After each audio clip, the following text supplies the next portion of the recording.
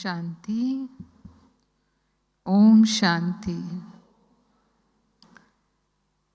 हम सब बाबा के बच्चे ब्राह्मण जीवन में जानते हैं कि हमारे ब्राह्मण जीवन का फाउंडेशन क्या है? क्या है? पवित्रता।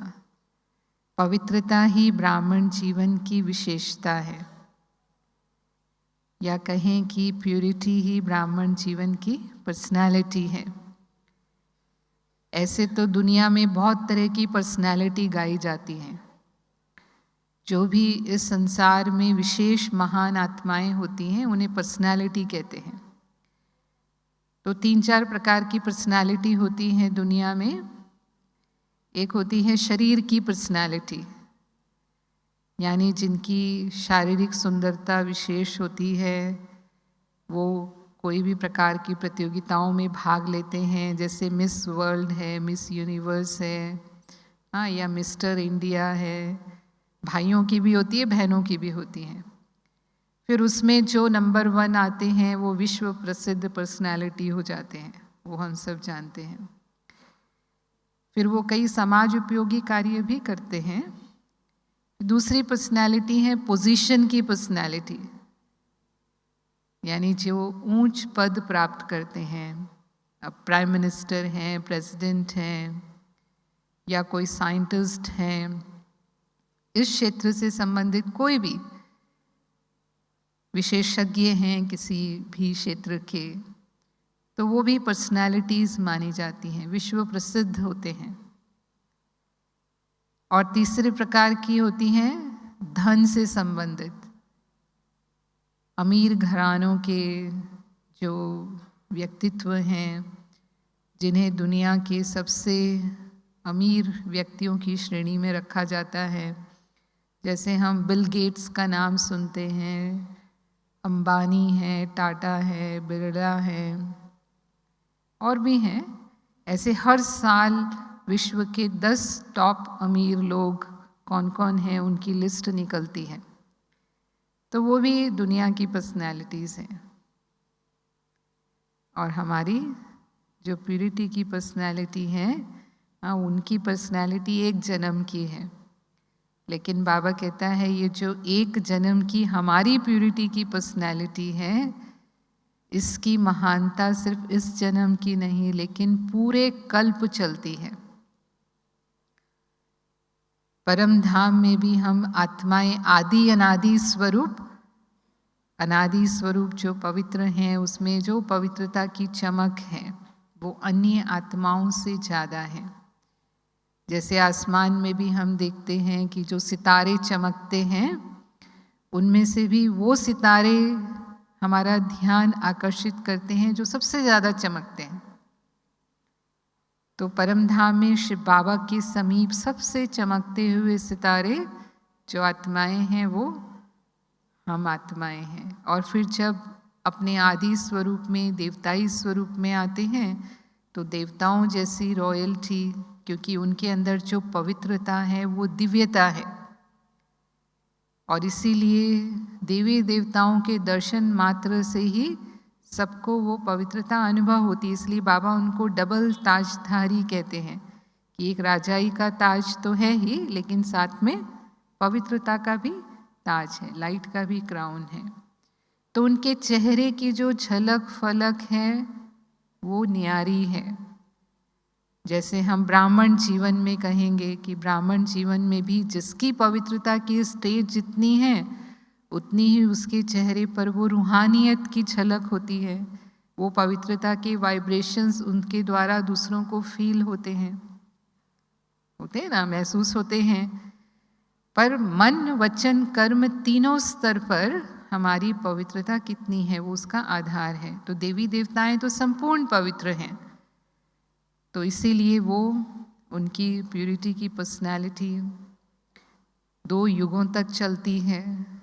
और फिर जब द्वापर युग में आकर पूज्य बनते हैं, देवी देवताओं की पूजा होती है, तो वो भी बहुत रॉयल्टी से होती है, विधि पूर्वक होती है। और कोई भी धर्म पिता हैं या धर्म नेता हैं या राजनेता हैं, यानी जो भी विश्व प्रसिद्ध हैं, उनकी धर्म नेताओं की पूजा होती है। राजनेताओं का तो गायन होता है, पूजन नहीं होता। तो धर्म नेताओं की, क्योंकि वो भी एक स्तर पर ब्रह्मचर्य का पालन तो करते हैं, इसलिए पूजन तो होता है, लेकिन देवी देवताओं जैसा पूजन नहीं होता। जितना विधि पूर्वक, यानी हर कर्म की पूजा, हर कर्म का कीर्तन करना, और वो भी साजों और बाजों के साथ और धूमधाम से, वो देवी देवताओं की पूजा में देखा जाता है। तो इसीलिए जो ब्राह्मण जीवन की पवित्रता है वो पूरे कल्प के लिए हमें रॉयल और श्रेष्ठ बना देती है। वो पर्सनालिटी वाला जिसे हम कहेंगे, वो प्यूरिटी की पर्सनालिटी पूरा कल्प चलती है, ब्राह्मण जीवन में तो है ही है। तो प्यूरिटी को बाबा बहुत साधारण रीति से परिभाषित नहीं करते कि केवल ब्रह्मचर्य का पालन करना ही पवित्रता है, वो तो एक स्टेप है। लेकिन ब्रह्मचर्य के साथ साथ ये क्या है? ब्रह्मचारी बनना है, ब्रह्मा बाबा के आचरण पर चलने वाला, ब्रह्मा बाबा के कदम पर कदम रख कर के चलने वाला। अभी पूरा जनवरी मास जो स्मृति मास होता है हमारा, हमने बाबा के कदम सुने हैं कि क्या ब्रह्मा बाबा की विशेषताएं थी, बाबा ने जो किया उससे हमें फॉलो करना है। तो बाबा कहता है कि पवित्रता माना संपूर्ण निर्विकारी बनना। एक विकार को, केवल काम विकार को जीतना नहीं, लेकिन संपूर्ण निर्विकारी, और वो भी मोटे रूप से नहीं, विकारों के अंश वंश पर भी विजय प्राप्त करना। काम, क्रोध, लोभ, मोह, अहंकार के जो अंश वंश है, जिसको बाबा बाल बच्चे कहते हैं, यानी ईर्ष्या, द्वेष, घृणा, लगाव, झुकाव, प्रभाव, मैंपन, मेरापन, ये सब उसके साथ आलस्य, अलबेलापन, भय, ये सब जुड़े हुए हैं, उसके बाल बच्चे हैं विकारों के। इन पर भी विजय पाना। और उससे भी आगे बाबा कहता है स्वप्न में भी, अभी संडे की मुरली सुनी ना, बाबा ने कहा पवित्रता के आधार पर ही पूज्य बनते हैं। नंबरवार पूज्य क्यों हैं? किन्हीं की पूजा जो है वो प्रतिदिन होती है, किन्हीं की पूजा कभी कभी होती है, किसी की मूर्ति का रोज श्रृंगार होता है, और हर समय का, यानी सुबह का श्रृंगार अलग होगा, दोपहर का श्रृंगार अलग होगा, शाम का श्रृंगार अलग होगा, और किसी का कभी कभी होता है। किसी के सामने रोज कीर्तन होता है, किसी के सामने कभी कभी कीर्तन होता है। अभी सुना ना? तो क्यों नंबरवार बन जाते हैं? क्योंकि जो पवित्रता की हमारी स्टेज है, और उसमें जितना हम मनसा वाचा कर्मणा पवित्र रहे, उस आधार पर, तो उसमें बाबा ने स्वप्न की भी बात कही कि स्वप्न में भी अगर किसी का ब्रह्मचर्य भंग होता है, या स्वप्न में भी किसी आत्मा के प्रति ईर्ष्या या आवेश के वश कर्म होता है, या क्रोध के अंश मात्र भी व्यवहार होता है, तो भी पवित्रता खंडित होती है। यह भी बाबा ने कहा। तो बाबा ने कहा उसे खंडित मूर्ति माना जाएगा, यानी स्वप्न का भी इतना प्रभाव पड़ता है, बाबा ने कहा। और जो खंडित मूर्ति होती है उसे मंदिर में नहीं रखते हैं, खंडित मूर्ति को कहाँ रखते हैं? म्यूजियम में रखते हैं। म्यूजियम में लोग मूर्ति देखने जाते हैं, उसका गायन होगा कि ये इतनी पुरानी मूर्ति है, लेकिन उसका पूजन नहीं होता है। तो उसमें भी बाबा ने कहा कि पुजारी जो आपकी पूजा करते हैं, वो भी आप अगर विधि पूर्वक दिनचर्या में चलते हैं, इसको भी बाबा ने कहा अगर दिनचर्या में अमृत वेले से रात तक जो ब्राह्मण जीवन की दिनचर्या है उसमें हम चलते हैं, उसमें हमारा आलस्य अलबेलापन नहीं है, तो फिर पूजा भी ऐसी होगी। और अगर आप अमृत वेले उठने में सुस्ती करते हो, कभी उठते हो कभी नहीं उठते हो, अगर उठते भी हो तो जैसे बैठना चाहिए वैसे नहीं बैठते, सुस्ती से बैठते हैं, तो बाबा ने क्या कहा? पुजारी भी क्या करेगा? ऐसे ही काम चलाओ उठेगा और वैसे ही आपकी पूजा करेगा।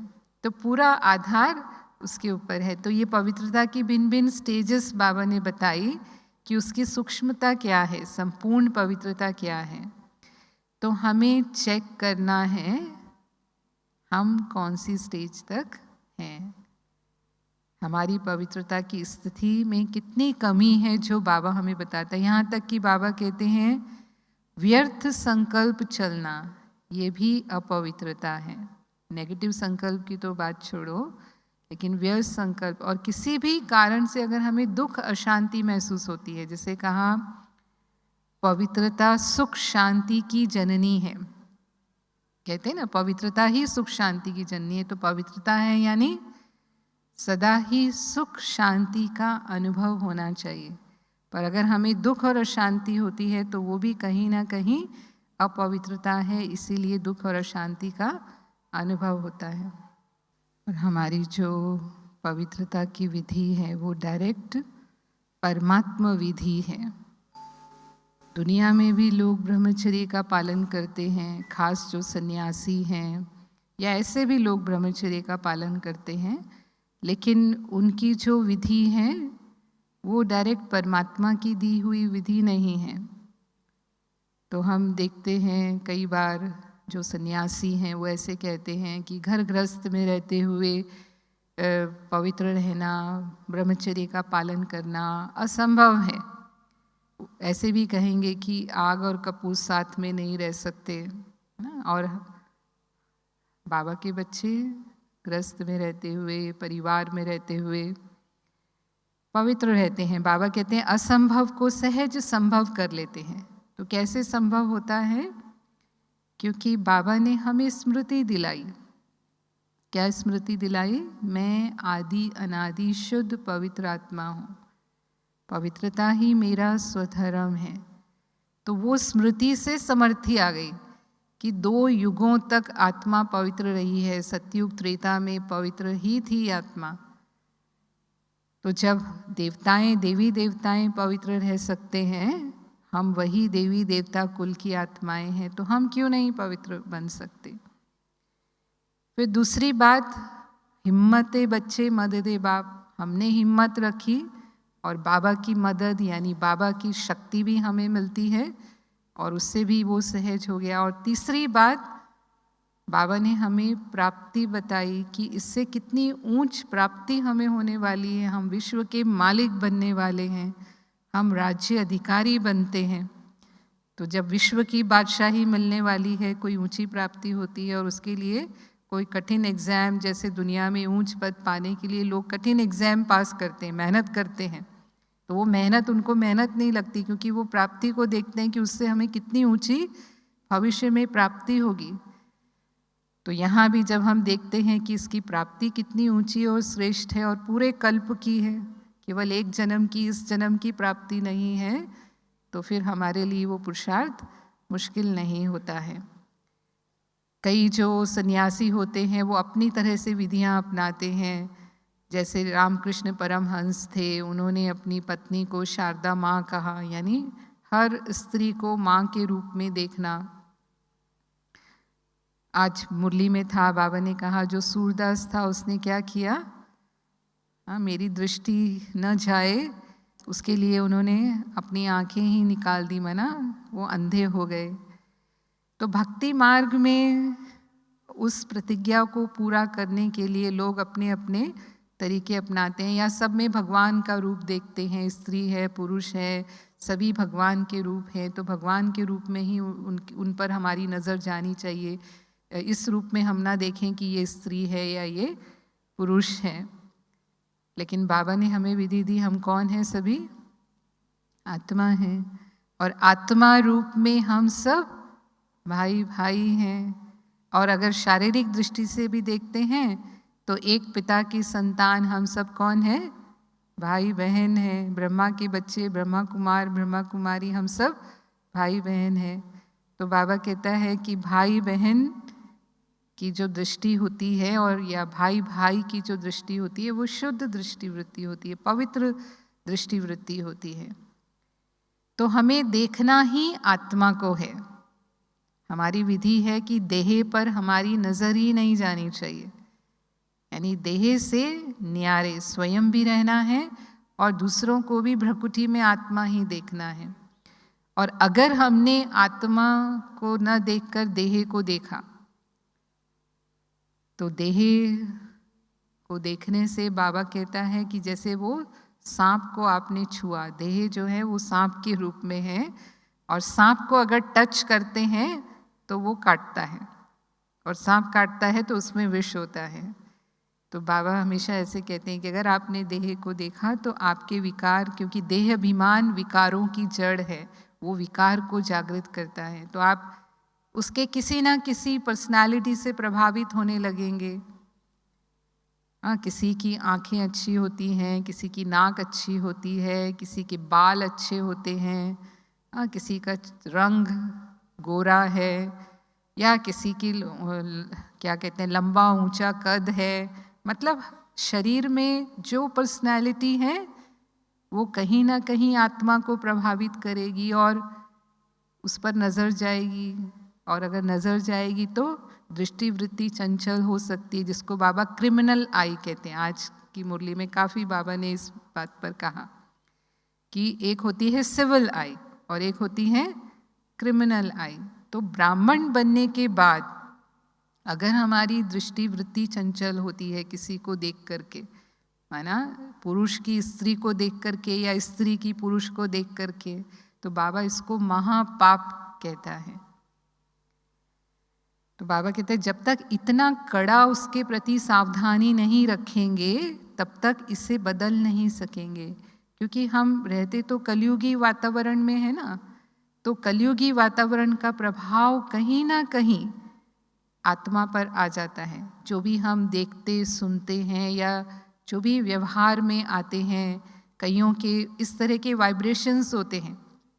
किसी की अगर दृष्टि वृत्ति ऐसी होती है ना, तो वाइब्रेशन से भी पता चलता है कि इनकी दृष्टि वृत्ति शुद्ध नहीं है, कहीं ना कहीं इसमें चंचलता है। तो फिर हमें सावधान भी रहना पड़ेगा और हमारी प्यूरिटी की पावर से उनमें भी प्यूरिटी आ जाए। यानी अगर हमारे अंदर वो पवित्रता की शक्ति है, बाबा कहते हैं वृत्ति से वृत्ति का परिवर्तन करना। ऐसे नहीं इसने ऐसे किया ना इसलिए मेरे ऊपर प्रभाव आ गया। हम परिवर्तक हैं, हम परिवर्तन करने वाले हैं। तो मेरी वृत्ति से उस आत्मा की वृत्ति अगर गलत भी है तो वो परिवर्तन हो जाए, ये बाबा हमें कहते हैं। क्योंकि हम पावन बनाने वाले, हम पतित पावनी हैं, आत्माओं को प्रकृति को हम पावन बनाने वाले हैं। तो हमारी दृष्टि वृत्ति सदा ही शुद्ध हो, श्रेष्ठ हो। वो तब होगी जब हमें आत्मा देखने का निरंतर अभ्यास होगा, जिसके भी संपर्क में हम आते हैं। तो ये मनसा की प्यूरिटी बाबा हमें तीनों स्तर पर कहता है, मनसा वाचा कर्मणा, तीनों स्तरों पर मन वचन कर्म में पवित्र। दुनिया वाले सिर्फ कर्म की पवित्रता तक ही रह जाते हैं, मनसा तक है या नहीं वो सूक्ष्म होता है। लेकिन बाबा कहता है कि सूक्ष्म में भी, मनसा में भी हमारी पवित्रता चाहिए। तो मनसा की पवित्रता, दृष्टि वृत्ति हमारी बिल्कुल हमेशा बाबा की श्रीमत अनुसार हो, सदा हर आत्मा के प्रति शुभ भावना भी हो।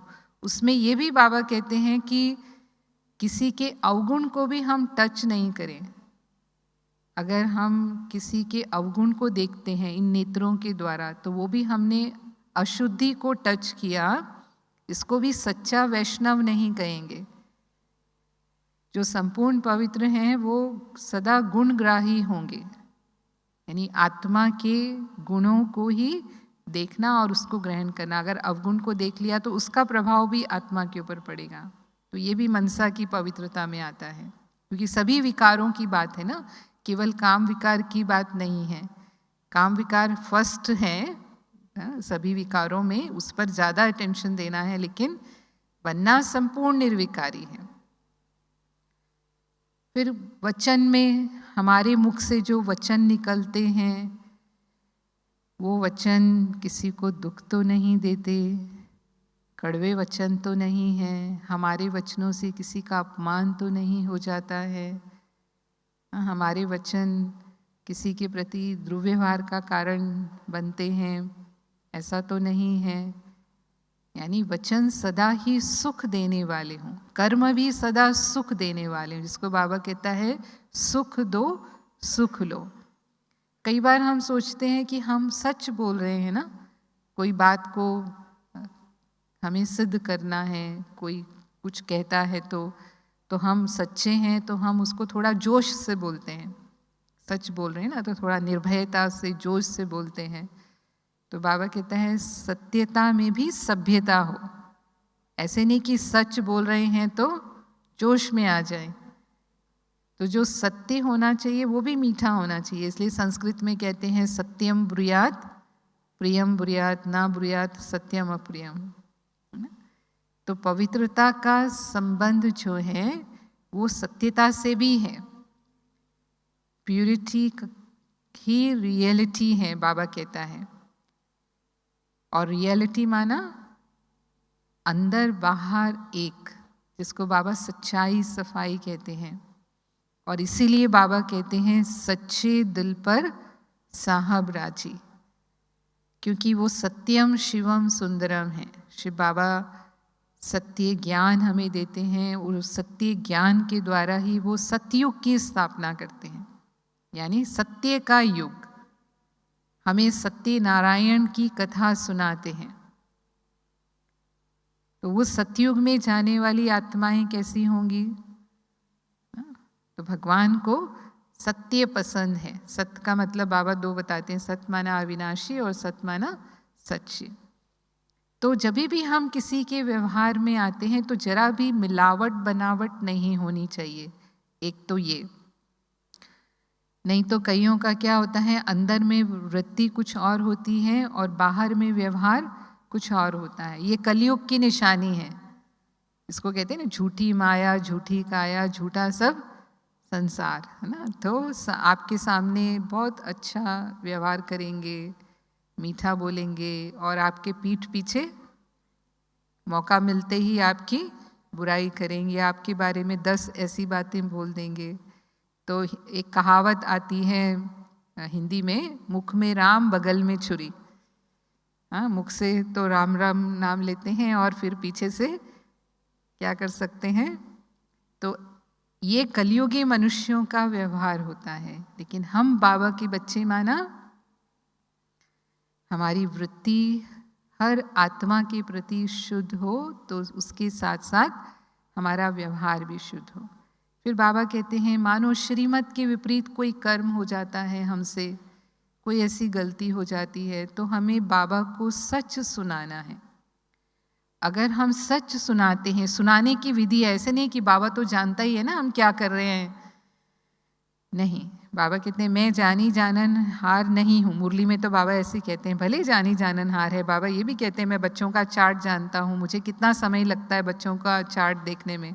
हाँ, मेरे पास ऐसी टीवी है कि हाँ एक बटन ऑन करके सारे बच्चों का एक साथ मैं देख सकता हूँ। लेकिन फिर भी विधि रखी है बाबा ने कि हमें बाबा को सुनाना है, क्योंकि उससे हमें रियलाइजेशन होता है। और जब हम रियलाइज करते हैं तो फिर हमें बाबा से शक्ति मिलती है। तो बाबा कहते हैं आधा वहीं माफ हो जाता है अगर हमने रियलाइज किया, और आधे के लिए फिर हम बाबा से वो शक्ति लेते हैं कि आगे के लिए हमसे फिर वो भूल ना हो। इसीलिए सच सुनाने की बात, अगर बाबा को हमने नहीं सुनाया, हम समझते हैं कि हमारा योग नहीं लग रहा है, तो जो निमित्त बनी हुई आत्माएं हैं उनके लिए भी बाबा कहते हैं कि हम चाहें तो उनको भी सुना सकते हैं। कई बार हमें लगता है बाबा को सुनाया लेकिन कोई उत्तर तो मिला नहीं, तो फिर अगर हमें उत्तर चाहिए तो फिर जो निमित्त बनी हुई आत्माएं हैं उन आत्माओं को हम सुना करके उनसे हम गाइडेंस ले सकते हैं, उनसे हम मार्गदर्शन ले सकते हैं। फिर कई बार ऐसा होता है कि हम अपने स्वार्थ के लिए झूठ बोलते हैं। ब्राह्मण जीवन में कई बार उसको युक्ति कहते हैं। माना मेरे से कोई गलती हो गई और वो गलती मर्यादा के विपरीत है, तो हम अपने को छुपाने के लिए यानी कहीं मेरा नाम खराब ना हो जाए, है ना। अपनी कमज़ोरी को कोई भी दिखाना नहीं चाहता है, हमेशा अपनी कमज़ोरी सब छुपाना चाहते हैं। तो फिर इसके लिए क्या करते हैं, झूठ का भी अगर सहारा लेना पड़े तो झूठ बोल करके भी उसको सच सिद्ध करने की कोशिश करते हैं कि मैंने ऐसा नहीं किया, ये मेरा काम नहीं है। और अगर ज़रूरत पड़े तो दूसरे का नाम भी डाल देंगे बीच में, ना उसने ऐसा किया ना इसलिए ऐसा हुआ। तो अगर हम ऐसी चतुराई करते हैं, जिसको बाबा कहता है चतुराई करना या हेरा फेरी करना, तो फिर बाबा कहते हैं कि भले आप यहाँ पर अपना नाम बचा लोगे, है ना। यहाँ ब्राह्मण जीवन में भले ही आप बड़ों के सामने अच्छे भी बन जाओगे, लेकिन बाबा को तो सब पता है ना, बाबा से तो कुछ भी नहीं छुपता है। तो भगवान के दिल में आपका नाम कहाँ होगा, विजय माला से आपका नाम हट जाएगा, सदा काल की प्राप्ति से वंचित हो जाएंगे। अल्पकाल की प्राप्ति जरूर पा ली आपने, वो प्रशंसा मिल भी जाएगी आपको, आप सफल भी हो जाएंगे। कई बार सोचते हैं हम ऐसी चतुराई करके हम आगे बढ़ जाते हैं ना, नाम अच्छा होता है फिर हम आगे बढ़ जाते हैं। दुनिया में भी ऐसे ही कहते हैं, जो झूठे हैं बेईमान हैं वही आज सफल हैं, ऐसे ही कहते हैं ना। जो सच्चाई के रास्ते पर चलने वाले हैं सच्चाई को बहुत मुश्किल मानते हैं, कि जो सच्चे और ईमानदार हैं उनकी क्या गति होती है आज, उनको खाने को भी नहीं मिलता है। कभी दुनिया वालों को भी बोलो तो वो ऐसे ही कहते हैं कि क्या रखा है सच्चाई ईमानदारी में, क्या मिलता है सच्चे बनने से। तो क्या कहेंगे हम, क्या कहेंगे, मिलता है या नहीं मिलता है? हाँ, तो सच्चाई की रास्ता मुश्किल ज़रूर है। बाबा कहता है सच की नाव हिलती है डुलती है लेकिन डूबती नहीं है। अंतिम विजय किसकी है? अंतिम विजय सत्य की ही होती है। और सबसे बड़ी बात, बाबा के दिल में विजय अगर हमारी हो गई तो उसके आगे और क्या चाहिए, है ना। तो सत्यता हमें बाबा का दिल तख्त नशीन बनाती है, क्योंकि भगवान को सत्य ही पसंद है। तो सच्चाई सफाई ब्राह्मण जीवन में ये हमारी प्यूरिटी की रॉयल्टी है, उसकी निशानी है ये, कि जो पवित्र आत्माएं होंगी वो रियल भी होंगी। और जो सच्चा होता है वो सदा खुश रहता है, इसलिए कहते हैं सच तो बिठो नच, तो सदा हर्षित होगा, लेकिन ऊपर ऊपर का हर्षित नहीं। कई लोग ऊपर से खुश हैं ऐसा दिखाते हैं, लेकिन अंदर में रियल में वो खुश नहीं होते। बाबा कहता है खुशी माना हर्षित चित्त होना चाहिए, हमारा मन प्रसन्न होना चाहिए, बाहर की हंसी की बात नहीं। दुनिया में कई प्रोफेशन होते हैं जिनको बाहर से खुश रहना ही है, मतलब ये उनके लिए एक कायदा होता है कि उनको अपने कस्टमर से कैसा व्यवहार करना है। मानो जो रिसेप्शनिस्ट है किसी भी कंपनी का, या किसी भी ऑफिस का, तो जो भी आने वाला है वो उसके साथ कैसी भी बात करेगा, उसे कैसे व्यवहार करना है, मुस्कुरा करके ही उसका वेलकम करना है ना, खुशी से ही उससे व्यवहार करना है, ताकि उसका वो कस्टमर चला ना जाए, उसका ग्राहक छूट ना जाए। जैसे कई दुकानदार होते हैं, उनके लिए भी यही नियम होता है कि अगर हमें अपने ग्राहकों को बनाए रखना है तो ग्राहक कितना भी तंग करे हमको, लेकिन कैसा व्यवहार करना है, अच्छा ही व्यवहार करना है। तो यहाँ ये बाहर की खुशी की बात, यानी बाहर से वो मुस्कुराते हैं अंदर से वो खुश हैं ऐसा कोई ज़रूरी नहीं। लेकिन जो आत्माएं पवित्रता की पर्सनालिटी वाली हैं और जो सच्चाई सफाई वाली आत्माएं हैं वो सदा चित्त से प्रसन्न होते हैं, कभी भी उनके मन में प्रश्न नहीं होंगे। और बाबा कहता है जो हर्षित मूर्त होते हैं वो आकर्षित मूर्त भी होते हैं, यानी दूसरों की आकर्षण करने वाले होते हैं। जैसे कृष्ण के लिए हम कहते हैं कृष्ण नाम ही क्यों है, क्योंकि वो आकर्षण करने वाली पर्सनालिटी है। तो उनकी पर्सनालिटी की विशेषता क्या है, सदा प्रसन्न मुस्कुराता हुआ चेहरा जो है। तो ऐसे देवी देवताओं की जो चेहरे की झलक है वो भी मुस्कुराहट वाली है, कोई भी मंदिर में जाएंगे तो उनके दर्शन करके क्यों प्रसन्नता हो जाती है, हमें खुशी हो जाती है? क्योंकि उनका प्रसन्न चित्त है। लेकिन जो आकर्षण मूर्त हैं, इसका मतलब ये नहीं कि वो अटैचमेंट में आ जाएंगे। जितना प्यारे उतना ही न्यारे, न्यारे और प्यारे का बैलेंस होगा। ना तो कोई उनकी अटैचमेंट में आएगा और ना ही वो किसी की अटैचमेंट में आएंगे। तो ये विशेषता भी प्यूरिटी की पर्सनालिटी वाली आत्माओं की है कि वो आकर्षित मूर्त होंगे क्योंकि प्रसन्न चित्त हैं, तो आत्माओं को आकर्षण करने वाले होंगे, लेकिन अटैचमेंट में कभी नहीं आएंगे। और वो आत्माएं सदा संतुष्ट और प्रसन्न रहती हैं क्योंकि भरपूर हैं। और भरपूर होने के कारण उनके अंदर कभी भी मांगने के संस्कार नहीं होते।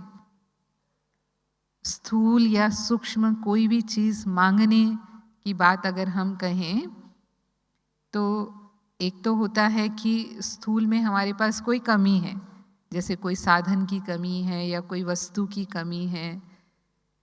तो कई लोगों के पास साधन वस्तु भरपूर होता है, वो कमी नहीं होती, लेकिन फिर भी इच्छाएं और होती हैं, और भी चाहिए और भी चाहिए। तो कभी भी संतुष्ट महसूस नहीं करते अपने आप को। और ऐसे कुछ लोग होते हैं जिनके पास साधन वस्तु की कमी है, लेकिन फिर भी मन भरपूर है, तो वो होते हुए भी, कमी होते हुए भी कमी महसूस नहीं करते। इसको बाबा कहता है ना में भी हाँ महसूस करते हैं। ऐसे हम बहुत भक्तों को देखते हैं, सुनते हैं। हम अपनी बाबा को और दादियों को भी हमने देखा। पर एक जो भक्त हैं उनका मैं मिसाल सुनाती हूँ। एक भक्त रैदास थे, तो बहुत गरीब थे, वो नाम सुना होगा आपने। और वो जूते सिलाई का काम करते थे। बहुत साधारण सी उनकी झोंपड़ी थी जिसमें वो रहते थे, लेकिन बहुत खुश, भगवान का नाम लेना, अपना काम करना, और उसमें ही उनको बहुत खुशी रहती थी। तो एक बार उनका नाम सुन करके, उनका नाम बहुत था भक्ति में, तो नाम सुन करके एक सन्यासी उनसे मिलने के लिए आए। तो जब उन्होंने उनकी हालत देखी कि ये कितनी गरीबी की हालत में रहते हैं, इनके खाने का भी ठिकाना नहीं होता है, तो उनको रहम आया उनके ऊपर। उनके पास एक पारस पत्थर था, तो उन्होंने उनको वो पारस पत्थर दिया और कहा कि क्यों आप इतने अभाव में रहते हैं, तो आप ये पारस पत्थर से जितना चाहिए अपने लिए सोना बना लो और इस गरीबी से मुक्त हो जाओ। तो उन्होंने कहा कि नहीं, मैं इसमें ही खुश हूँ, मुझे नहीं चाहिए। तो उन्होंने कहा कि नहीं, वैसे ज़बरदस्ती करके उन्होंने उनको वो पारस पत्थर दिया। तो फिर उन्होंने अपने हाथ में नहीं लिया, वहाँ एक आला बना हुआ था, उन्होंने कहा आप यहाँ रख दो और देखता हूँ, ऐसा करके, और वहाँ वो रखवा लिया पत्थर। फिर वो चले गए उसके बाद, और वो रैदास भूल गए कि वो पारस पत्थर भी रख करके गए हैं, वो वहीं पड़ा रहा वैसे का वैसे ही। और 1 महीने के बाद वो सन्यासी फिर कि मैं अपना पारस पत्थर ले आऊँ। अब तक तो रैदास ने सब अपना काम कर लिया होगा और अच्छी स्थिति में रह रहे होंगे, अब तो उनके पास कोई कमी नहीं होगी। आए तो देखा वही झोंपड़ी है और वही वो जूते सिलाई कर रहे हैं।